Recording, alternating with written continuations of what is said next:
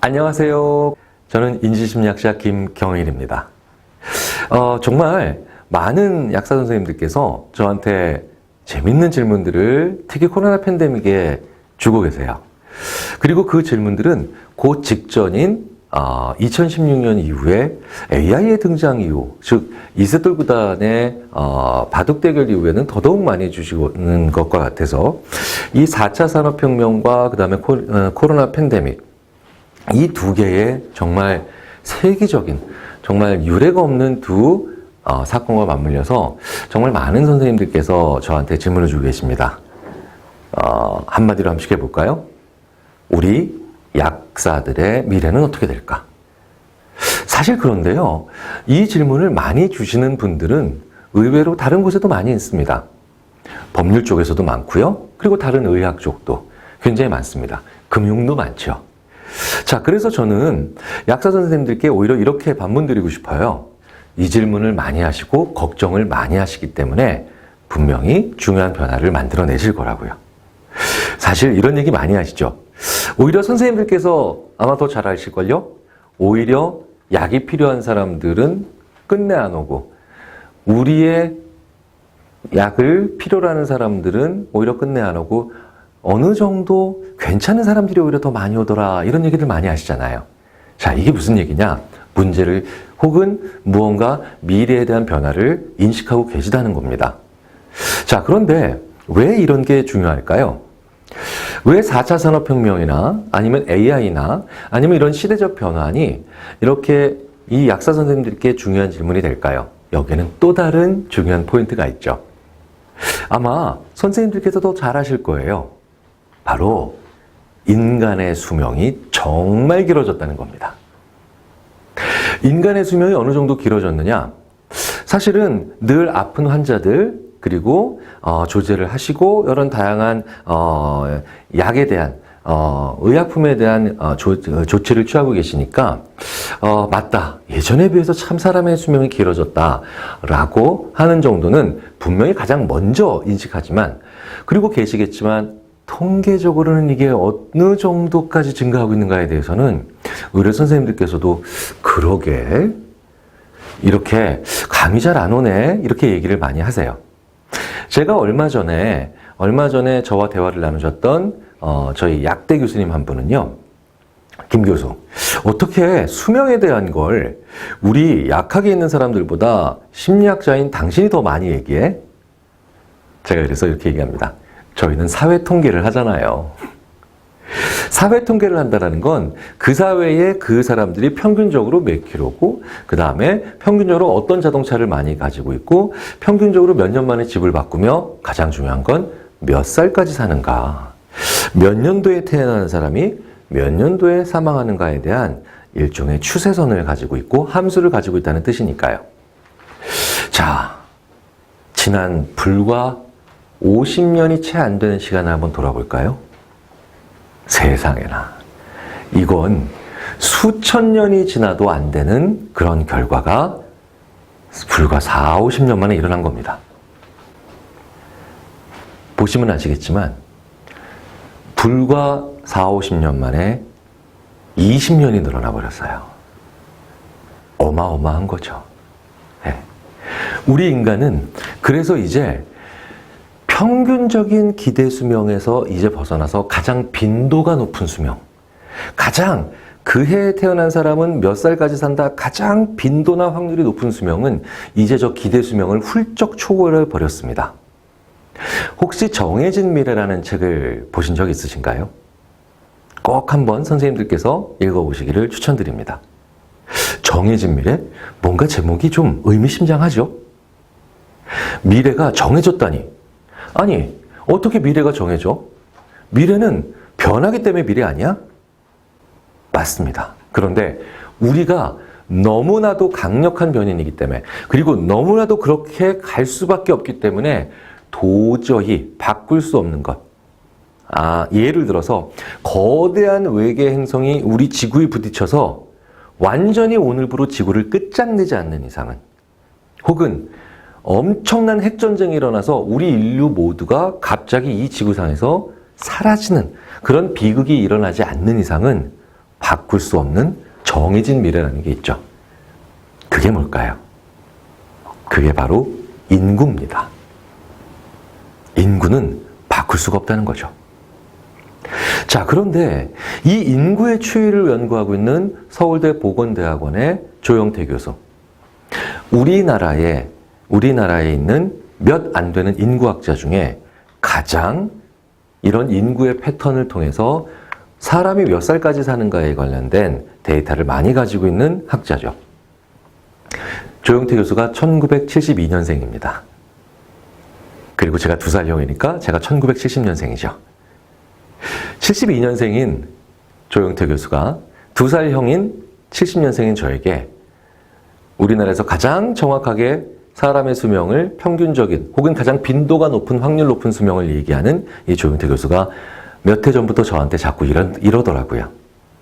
술자리에서 혹은 밥 먹을 때요. 형님, 우리 재수 없으면 130까지 살아요. 재수 없으면? 아니, 그럼 재수 좋으면? 그러면 한 128? 그런데 왜 더 2년을 오래 살고 130년이라고 하는 엄청난 시간을 살아가는데 왜 재수 없으면이라는 표현을 쓸까요? 선생님들께서는 이해되시죠? 네. 한 번도 예상도 안 해봤던. 심지어 저는요, 어떤 학부모 강연에서 지금 30대인 부모님께 재수 없으면 130까지 사십니다 라고 했더니 그분이 이러시더라고요. 그렇다면 이 정말 내 골칫덩어리인 이 사춘기 요놈이랑 앞으로 100년을 봐야 됩니까? 그렇네요. 자, 그런데요. 호모 헌드레드라는 말이 나온 지도 이제 꽤 됐죠.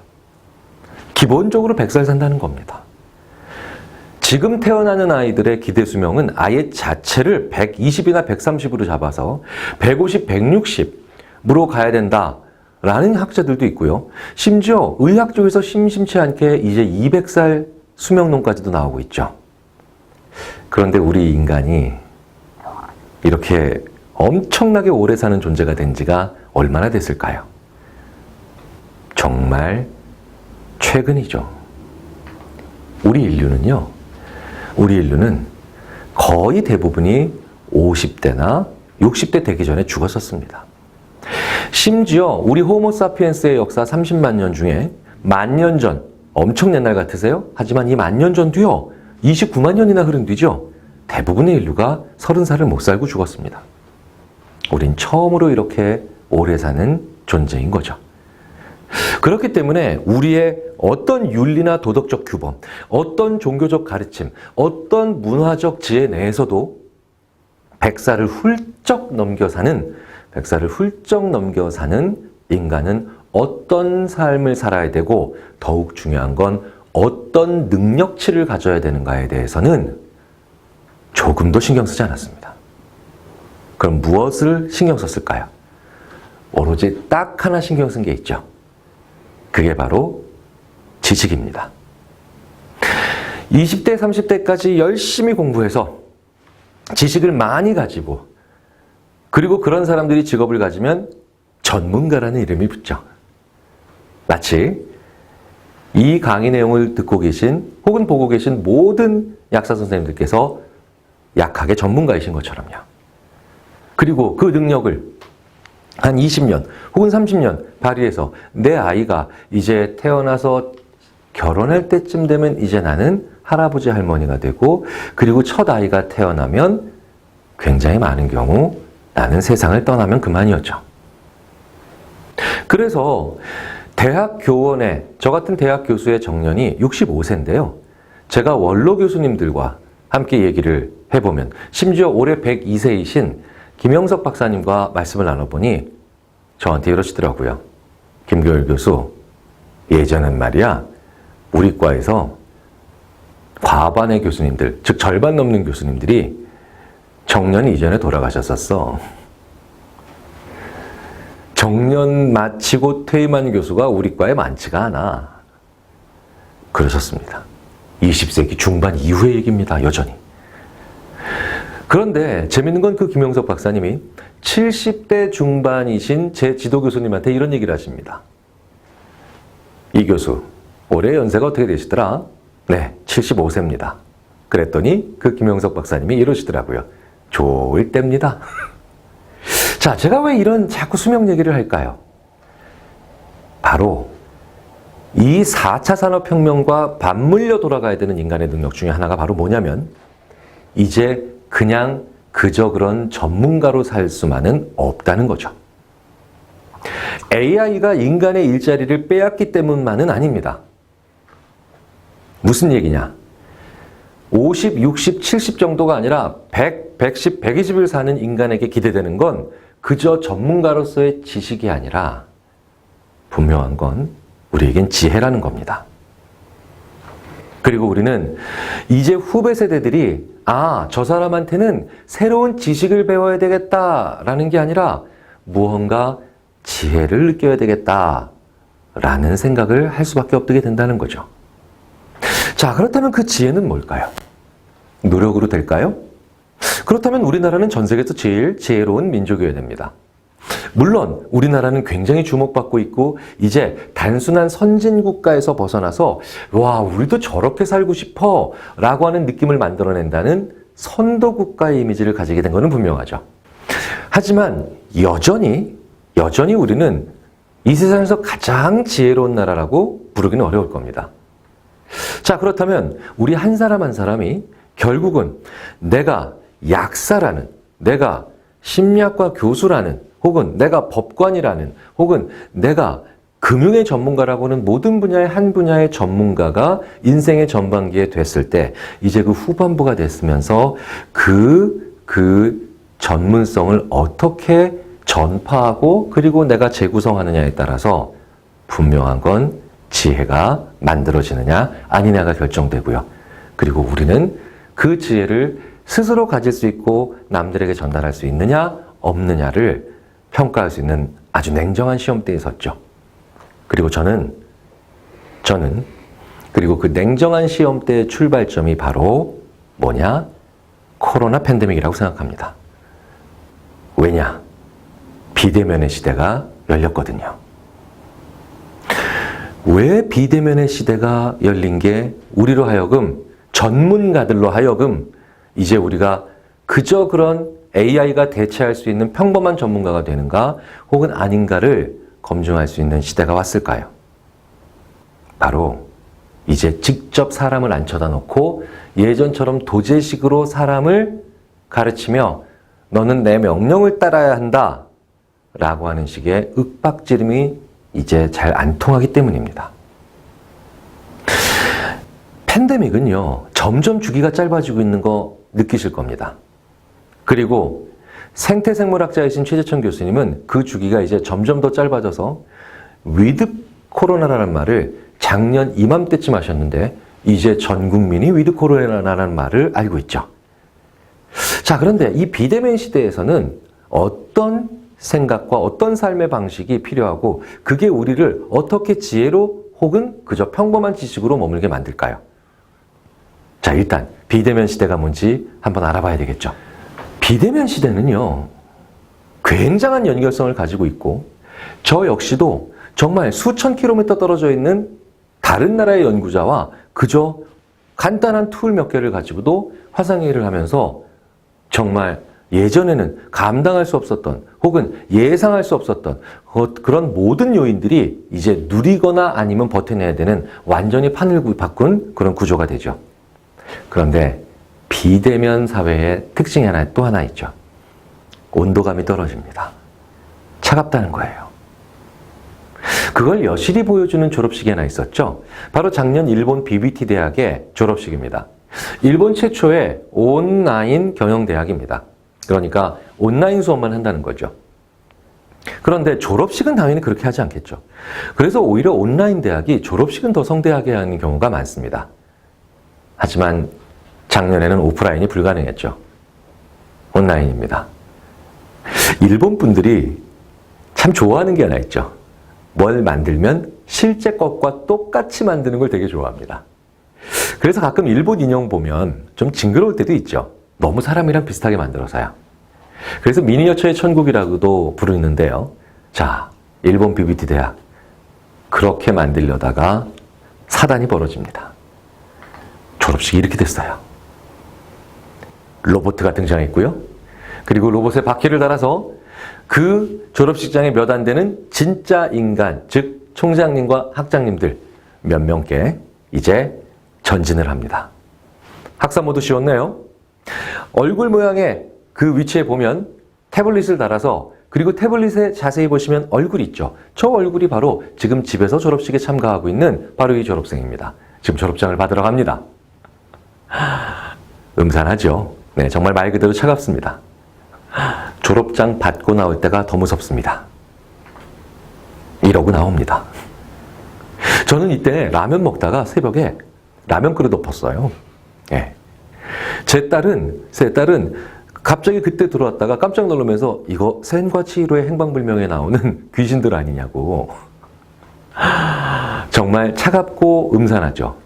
앞권은요, 마지막 사진입니다. 네. 완전 장례식. 실제로 외국 언론들이 이게 장례식이랑 뭐가 다르지?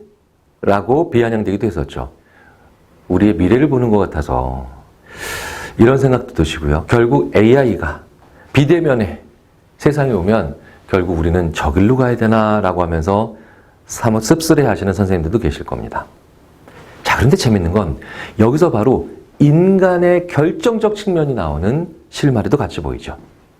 이렇게 실제 졸업식과 거의 비슷하게 만들었는데 너무나도 차갑고 너무나도 음산하고 심지어는 디스토피아 같은 그런 느낌의 졸업식이 됐는데, 오히려 우리는 다른 장면에서 그 단서를 찾을 수 있다는 거죠. 왜 이런 차가움을 느꼈을까요? 바로 나가사키에서 문을 연 세계 최초로 로봇이 체크인을 해주는 헨나 호텔이 바로 그 실마리를 보여줍니다. 자, 이 헨나 호텔에는요, 세 종류의 로봇이 손님을 맞이합니다. 그냥 왼편에 보시면 우리가 일상적으로 늘 생각해왔던 전형적인 로봇이죠. 두 번째, 사람이랑 완전 똑같이 생긴 로봇이죠. 세 번째, 좀 웃기죠? 공룡 로봇입니다.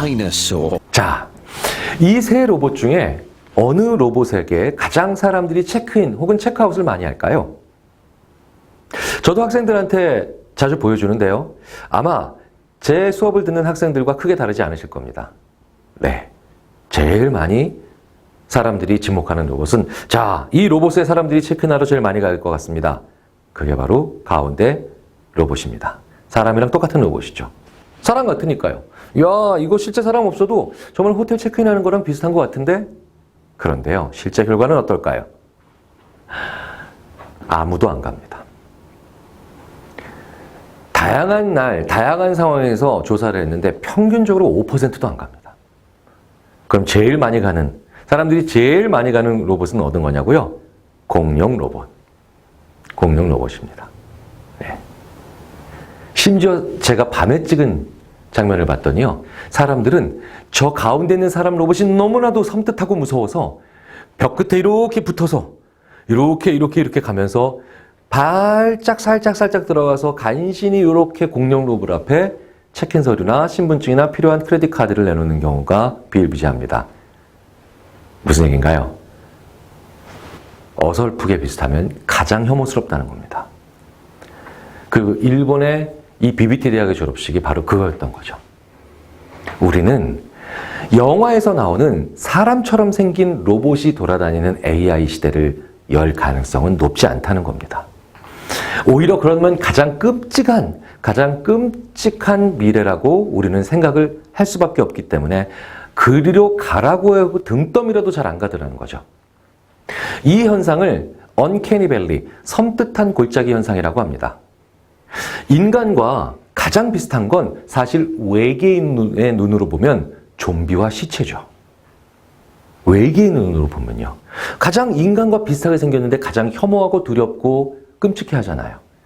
그런데 이렇게 쭉 선호도가 떨어졌다가 이제 오히려 우리는 펭귄 인형을 보면 그 펭귄 인형과 아이들이 재밌게 놀기 시작하죠. 4차 산업혁명은 AI는 많이 걱정하시겠지만 저 펭귄 인형처럼 갈 겁니다. 우리가 생각하는 디스토피아로 가지 않다는 거죠. 자, 그렇기 때문에 우리는 이런 장면에서 따뜻함을 느끼는 거예요. 일본 BBT 대학의 졸업식은 시각과 청각 쪽으로 가장 비슷하게 만들려고 하는데 그러면 그럴수록 우리는 굉장히 음산하고 차갑고 두려운데 오히려 우리는 따뜻함을 느끼죠. 왜일까요? 우리가 어린아이들도 다 알고 있는 사실을 간과했던 겁니다. 따뜻함은, 인간미는 시각과 청각이 아닌 촉감각이 느끼는 겁니다. 촉감각이 느낀다는 거죠. 자, 그렇기 때문에 손에 무언가를 닿을 수 있게 만들어주면 사람들은 훨씬 더 그것에 대해서 소중함을 느낍니다. 작년에 아주 흥미로운 연구가 발표된 적이 있었죠. 뉴욕 타임즈 신문입니다. 자, 그런데 신문인데요. 사람들한테 물어봅니다. 당신 뉴욕 타임즈를 종이신문으로 보실래요? 아니면 태블릿에 매일매일 아침 배달되는 온라인판으로 보실래요? 거의 절대다수의 사람들이 지금 시절이 어느 시절인데 온라인으로 봐야지 누가 종이신문으로 봐. 이렇게 디지털을 선택합니다. 자, 그런데요. 사람들한테 질문을 바꾸면 전혀 다른 양상이 나옵니다. 절반의 사람들에게 이렇게 물어봅니다.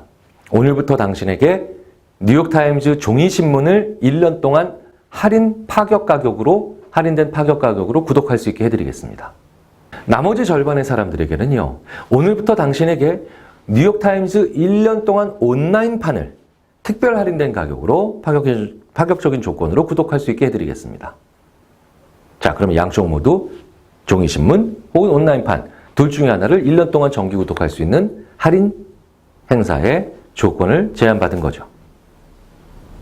그러면 얼마까지 내실 의향이 있습니까? 라고 물어볼 수 있겠죠. 이걸 영어에서 willingness to pay, WTP라고 합니다. 경제학과 심리학에서 쓰는 용어죠. 내가 지불할 용의가 있는 최대 금액. 자, 방금 전에 분명히 그 전 조사에선 절대 다수의 사람들이 이제 시대가 어느 시대인데 종이신문을 보냐? 온라인 신문을 봐야지. 라고 얘기했음에도 불구하고 어느 신문을 보는데 이 신문을 보는데 돈을 얼마까지 내실래요? 라고 하면서 둘 중에 하나의 기회를 부여받았을 땐 온라인판 신문을 볼 때보다 볼 수 있는 기회를 받았을 때보다 종이 신문을 볼 수 있는 기회를 할인된 행사 기회를 받았을 때 내가 지불할 용의가 있는 최대 금액이라고 부른 금액이 3배 가까이 높습니다. 왜 그럴까요? 만질 수 있기 때문이죠. 선택은 디지털을 하지만 내 마음을 쓴다, 내 돈을 더 낸다, 무언가 내 것을 내놓게 만드는 건 터치, 피부가 굉장히 중요했다는 겁니다.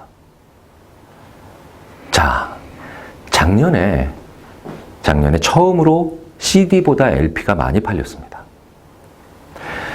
30년 가까이 드라마틱하게 계속 떨어지고 있었던 손편지의 양이 작년에 처음 발송량이 늘었죠. 우리의 시각과 청각은 그 무엇보다도 앞으로 메타버스 공간에서 가상현실감을 완전한 현실감으로 뒤바꾸면서 우리에게 다가오겠죠.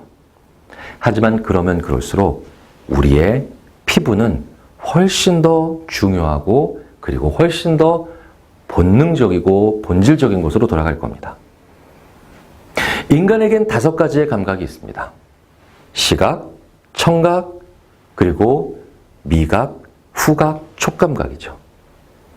그런데 이 촉감각이라고 하는 것은 그 어떤 경우에도 절대로 기술로 대체가 불가능한 직접 대면을 필요로 합니다. 비대면 시대에 4차 산업혁명이 우리에게 어떠한 도전이 될까를 고민하시기 전에 4차 산업혁명이든 비대면 시대든 절대로 뺏어갈 수 없는 우리의 촉감각에 대한 고민을 한번 해보시는 건 어떨까요? 그리고 이 상징성에 대해서 한번 생각해 보시는 건 어떨까요? 이 만진다는 것의 가치를 하나 살짝 건드렸는데 일본 BBT 대학의 졸업식과는 비교할 수 없는 그런 아름답고도 그리고 우리의 정서를, 감수성을 잘 만져줬던 졸업식 하나를 소개해 드리겠습니다. 바로 작년에 저도 자문을 하고 있는 모 기업에서 지원하고 있는 청년 소프트웨어 아카데미죠. 청년 소프트웨어 아카데미는 일반적인 학과를 졸업한 친구들에게 컴퓨터 프로그래밍 능력을 가르쳐서 그 친구들이 개발자가 될 수 있게 만들어주는 그런 프로그램입니다. 1년 동안 정말 동고동락한 친구들과 함께 공부하며 졸업식이 열리게 되죠. 자, 그런데 이 졸업식, 그 기수가 졸업할 때도 이렇게 어쩔 수 없이 이제 졸업식은 어쩔 수 없이 온라인으로 열립니다. 지금 화면 안에 있는 저 친구들이 바로 집에 있는 친구들이죠. 여기까지만 보면 어쩔 수 없이 또 이번 코로나 팬데믹의 비대면성에 혹은 기술에 의한 차가움을 보여주는 것 같습니다. 그런데요, 이 만질 수 있다는 것의 가치 하나를 살짝 건드릴 수 있는 어떤 센스 있는 한 직원분의 아이디어로 저 졸업식은 실제로 제 기억 속에서도 참가했던 분들은 물론이고 제 기억 속에서도 오랫동안 잊혀지지 않을 졸업식이 됩니다. 이 졸업식 장면에서 앵글이 돌아가면서 졸업생들은 탄성을 저지르죠. 200명이 졸업하는 졸업식장이고요. 그 중에 20명만 상을 받기 때문에 실제로 왔고 180명은 저렇게 집에 앉아서 졸업식에 참석을 하는데요. 앵글이 돌아가고 우리 모두가 실제로 왔던 친구 모두 그리고 집에서 혹은 저처럼 마찬가지로 온라인으로 참관하고 있는 자문진 교수진도 모두 탄성을 지릅니다. 나머지 180명이 이렇게 다 와 있더라고요. 참 재밌는 건요. 실제로 온 친구들이 어디에 앉아야 되는가 보통은 이름표를 붙여놔야 되는데 이름표를 붙일 필요가 없었습니다. 아마 이름표를 붙였으면 더 늦게 찾았을지도 모르죠. 이름표를 안 붙이고 이 친구들은 이 이름표라는 글씨를 보는 게 아니라 내 친구들의 얼굴을 찾기 시작하죠. 그리고 이제 정말 단 몇 초 만에 자기 친구들의 자리가 옆자리로 가서 앉기 시작합니다. 자, 진짜 재밌는 건요. 제가 이 방금 전에 소개해드렸던 일본 BBT 대학의 졸업식은 차갑고 가장 속상했던 건 조용했거든요. 이 졸업식장은 정말 시끄러웠습니다. 왜일까요? 바로 장난을 치기 시작했어요. 지금 맨 화면 앞에 있는 맨 왼쪽 하단에 있는 약간 토실토실한 단발머리 여학생은요. 들어오자마자 그 옆에 있는 인형을 툭 칩니다. 저 인형에 있는 남학생이 바로 지금 졸업하고 있는 온라인상에서 졸업식에 참석하고 있는 학생이겠죠. 옆에 있는 학생을 툭 치더니 이럽니다. 야, 너 조모임 할 때는 제일 늦게 나오는 게 말이야. 졸업식 한다고 제일 먼저 와 있어. 그랬더니 저 남학생이 온라인에서 이렇게 얘기하죠. 때리지 마, 이 자식아. 목 부러질 뻔했어, 이놈아. 200명이 다 이렇게 떠들어요. 아니요, 2배로 떠들죠. 왜? 오프라인만 떠듭니까? 온라인도 떠들어요. 이젠 또 한 10분, 15분 간신히 이렇게 떠들어오고 난 다음에 간신히 진정을 시키니까 더 재밌는 건요. 이제 셀카 놀이가 시작됩니다. 일단 오프라인에 있는 친구가 한번 온라인에 찍습니다. 그 사진이 온라인으로 전송됐더니 온라인은 또 온라인에서 오프라인을 찍죠. 이제는 오프라인끼리 찍고 온라인끼리 찍고 무슨 셀카를 30분 가까이 찍습니다. 그래서 이 졸업식은 무려 40분 가까이 왁자지껄 축제처럼 변했고요. 간신히 앉혀놓은 게 바로 이 상태입니다. 그리고요. 이렇게 앉자마자 이 친구들은 이제 오프라인에 있는 친구들은 온라인에 있는 친구들한테 미안하다, 나만 와서 라고 얘기하고요. 그리고 온라인에 있는 친구들은 오프라인에 있는 친구들한테 고맙다, 잘 챙겨줘서 라고 얘기를 하면서 이젠 울기 시작합니다. 방금 전에 45분 동안 그렇게 깔깔대고 놀던 인간들이 이제 울기 시작하죠. 잘 아시죠? 울다가 웃으면, 웃다가 울면 어떤 일이 벌어지는 거예요. 자, 이 졸업식은 그래서 거의 2시간 가까이 진행됐고요. 그리고 이 졸업식이 끝나고도 여전히 졸업식은 안 끝났습니다. 졸업식이 끝나고도 졸업식은 안 끝났죠. 이 친구들 모두가 남아서 나머지 내 조에 있는 다른 친구 몇 명이 아닌 나머지 195명 전원과 다 사진을 찍고 갔어요. 예. 그리고 이 기수는 그 어떤 기수보다도 지금 서로 간의 우애가 깊고 그리고 서로 더 잘 도와주고 있는 관계들입니다. 자, 약사 선생님들. 4차 산업혁명, AI, 그 모든 것들이 우리 인간을 기술로만 계속해서 보내는 건 아닙니다. 저는 정말 이런 질문을 많이 받죠. 의료계에서, 법률계에서, 금융계에서도 많이 받습니다. 교수님, AI가 이제 전면에 부상하고 그리고 심지어는 종합소득세 신고까지도 다 해주는 이런 시기가 왔다는데 이제 우리 직업은 없어지는 건가요? 그럼 이 질문의 이면에는 뭐가 있을까요? 바로 안 없어지는 직업은 뭐냐는 걸 또 궁금해 하시는 거죠. 그러면 저의 대답, 아니요. 저뿐만 아니라 이 4차 산업혁명과 관련된 연구를 하는 모든 연구자들의 대답은 사실 한결같습니다. 선생님들, 직업이 없어지는 게 아니라 그 분야 내에서 사람과 정서적으로 교감을 할 수 있는 분들이 남고 그렇지 못한 분들이 AI에 의해서 대체되는 거죠.